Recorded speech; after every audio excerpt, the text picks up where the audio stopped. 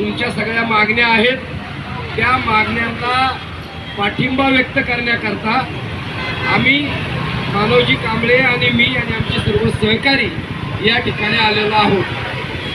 दुसरा मुद्दा म्हणजे तुमच्या या सगळ्या मागण्यांसाठी 23 तारखेपासून तुमचे जे नेते आहेत नितीन पवार साहेब आणि त्यांचे सर्व सहकारी मुंबईमध्ये आझाद मैदानवरती त्या ठिकाणी आजपासून